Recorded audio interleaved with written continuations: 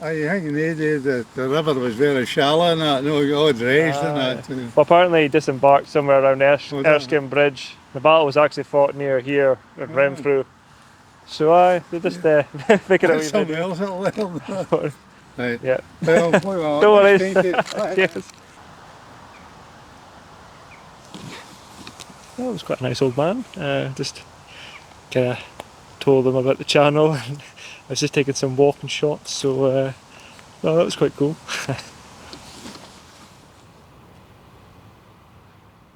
So it was this river here that Somerled's armada came to the inner parts of Scotland up the River Clyde. Now it's here that Somerled apparently disembarked his armada, which apparently consisted of around 160 galleys and 7,000 men. Now it would have been quite a sight to see a force of that size disembarking along the banks of the Clyde here. So when they did disembark, Somerled's men, the majority of his army would have consisted of light infantry.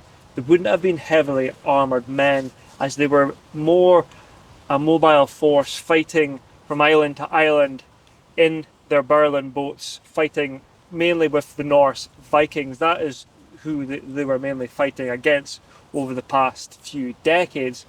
So when they came ashore here, just to the north of Renfrew, near Erskine Bridge, they prepared to fight a Norman Saxon force of Malcolm IV of Scotland.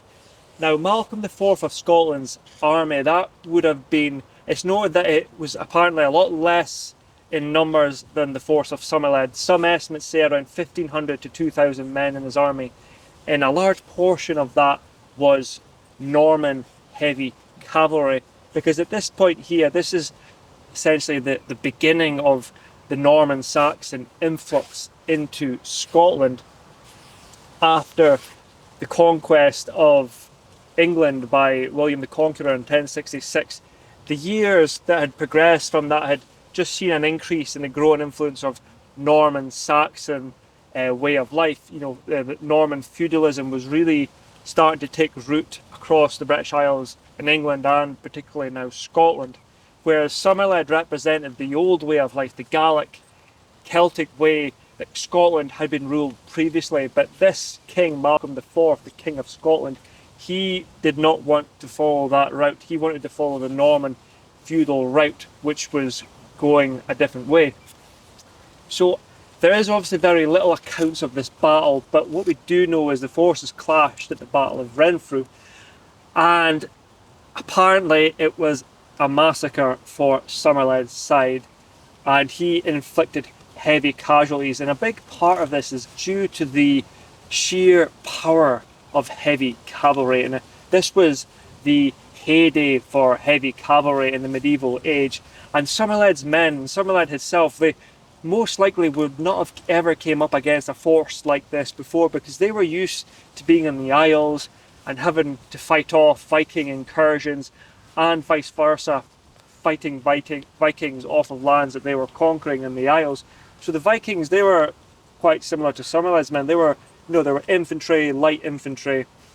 They wouldn't have seen any heavy cavalry during those battles. But this Battle of Renfrew, it was totally different, because this heavy cavalry was to be used at devastating effects on Somerled's force of light infantry.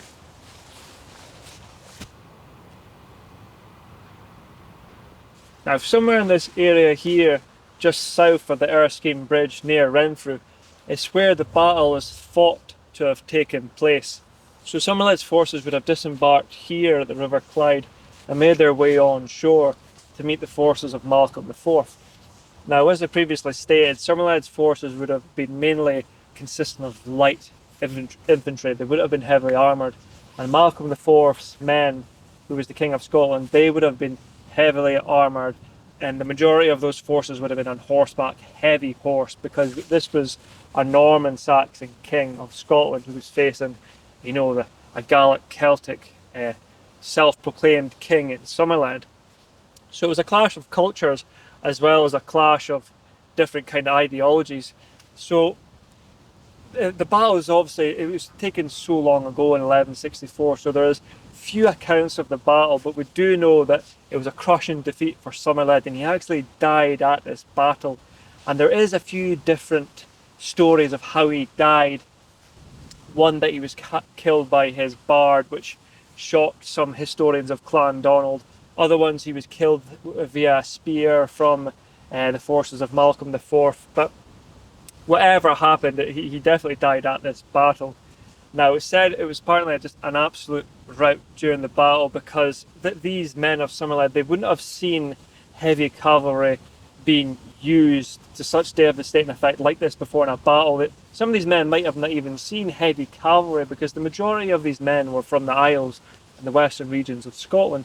So when this heavy cavalry of Malcolm IV was just used to devastating effect and just mowed down this force of light infantry that was Somerled's force. But what's also really interesting is, what if Somerled had won this battle here?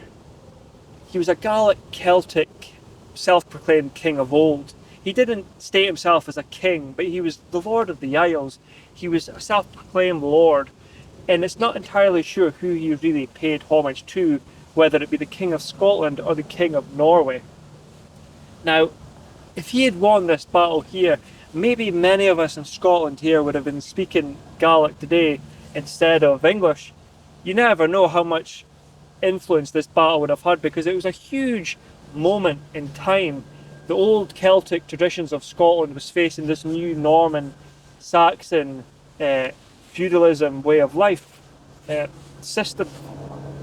So it was a big, fork in the road for Scotland. So it was a huge moment. If he'd won this battle, who knows? Maybe many of us in Scotland would have been speaking Gaelic today. It is an interesting thought to think what would have happened if Somerled had won this battle, because if he did win this battle, like I mentioned before, would many more people in Scotland have started speaking Gaelic, or would we be speaking more Gaelic today than the few regions that still speak it in Scotland, which is rather few, mainly in the Highland areas and some of the Isles.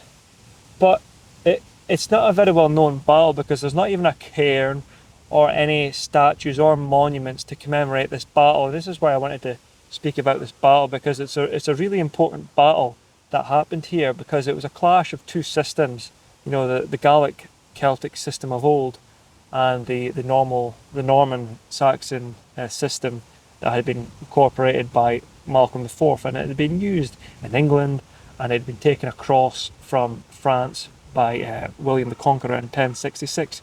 So now it was quite predominant in Scotland for this system, and this was the system they were following. It was because before Scotland, it was kind of under like a Celtic system. It was the earldoms of Ree, which was known as like the old Celtic earldoms, and it was more for choosing leaders. So if a king died in the Norman Saxon feudalistic system, the son or the nearest of kin to the nearest of kin to the king would take his place.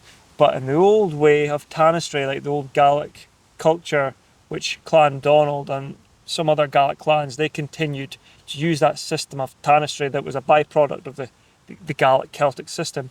That was rather different, because the old kingdom of Scotland, where it was these earldoms of Ree, these Celtic earldoms, the leaders of these, they would essentially choose a successor if their leader died. So it wasn't, primogenitor, however you pronounce it, primogenitor, where a son continues to lead or be king after his father dies. That wasn't really the case in Gaelic Celtic culture. It was a little bit different.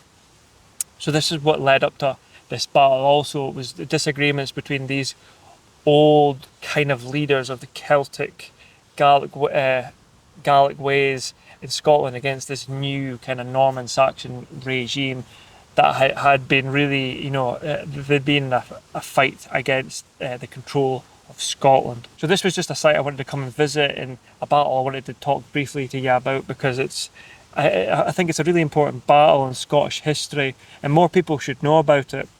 And there is obviously, we do know some things about this battle, like I've discussed in the video, but there's not too much things we know. So you really have to take these things with a pinch of salt, because not everything would potentially be 100% factual. But, you know, the figures involved, Somerled, Malcolm IV, they were very real. And upon Somerled's death after this battle, it is unknown where his burial place is. And I've read some books that states that he was carried to Clandonald's ancient resting place in Iona. So even though Somerled fell at this Battle of Renfrew, his lands weren't absorbed by King Malcolm IV. They stayed within his family's control, and they actually were distributed amongst his 3 sons. And his sons were called, one was called Reginald, the other was called Angus, another was called Dougal. Now from these sons, for his other son Angus, one of the ones I mentioned, there's not too much known about him, so he's not really there's not much known about him. But his 2 other sons, Reginald and Dougal, they're quite important, because Reginald is where the line of Clan Donald originates from, and Dougal, not directly from Dougal, but from his line of successors, comes the formation of Clan MacDougall of Lorne.